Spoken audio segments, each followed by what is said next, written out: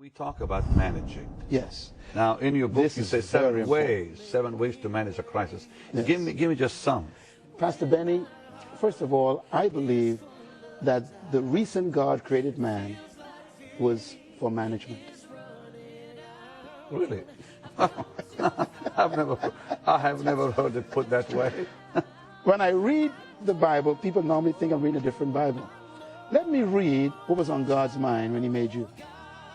And I think this will help you going through this economic crisis right now.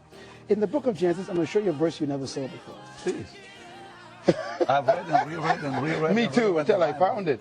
It says in Genesis chapter 2, it says, when the Lord God made the earth and the heavens, no shrub of the field had yet appeared on the earth, and no plant of the field had yet sprung up.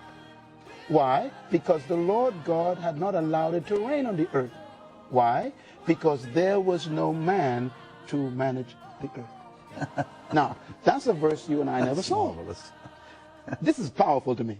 First of all, God had a beautiful planet, but he didn't allow anything to grow, nothing to spring forth, nothing to emerge, nothing to prosper, because there was no manager. Okay, a few things I learned from this. Number one, God will never allow growth where there is no management. Wow, wow, wow. So instead of praying for things from God, pray for the management ability. Secondly, God will withhold things from you if you cannot manage them. Notice it says, He'll withhold things. it says he didn't allow it to rain because there was no man to manage the results. So the next verse says, and therefore God formed the man from dust of the ground and breathed into his nostrils the breath of life. In other words, God had a beautiful planet, no life was on it. Why? Because he first needed a manager. Normally we ask people, why did God create man? Our answer, to worship God. That's not what he says. He needed a manager. I have never heard that. I love that. The number one motivation for God creating man is management. Whatever you mismanage, you will lose.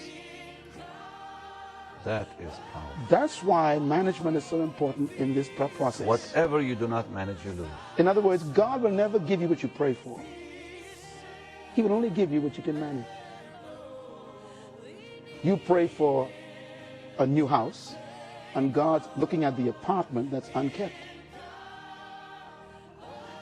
So he only gives you what you've proven you could manage.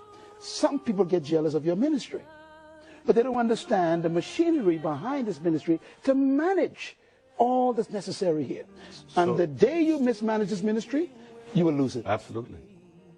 If you mismanage your body, you lose it. If you mismanage your marriage, you lose it. If you mismanage your children, you lose them. If you mismanage your money, it goes away. When you mismanage anything, you lose it. And so in crisis is a result of mismanagement. And the way you correct a crisis is management.